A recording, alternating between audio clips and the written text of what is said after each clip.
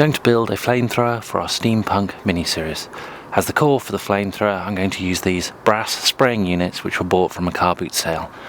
The condition they're in at the moment is pretty poor, so these need to be cleaned up. I've used metal polish to clean the tarnish off the brass metal sprayers.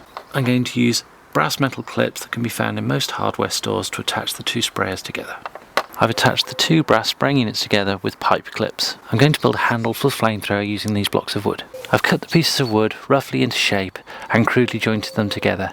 These are now going to be smoothed and shaped. Here is the wooden handle after sanding and shaping. I'm not going to attach this to the flamethrower yet because it needs varnishing, and also there's additional parts that I need to add. The copper tank has been attached to the lower part of the flamethrower. The nozzle for the flamethrower is going to be this old brass nozzle from a water hose, which I'm simply going to glue to the end of the rod. Here's the nozzle glued into place. I'm going to attach the handle to the main body of the flamethrower using two brass strips, which will wrap around and hold the handle in place using friction. The handle's been attached using two straps, held in place with several screws. Got an old water sump for a compressor that I'm going to attach sideways to the tank. First I need to strip this down and clean it up. I've just attached the water filter to the copper tank. I now need to add a few extra pipes to link this back to the main body of the flamethrower.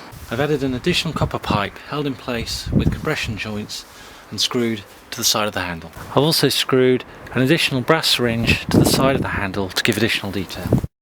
Attached rubber hose with a Jubilee clip to the end of the flamethrower.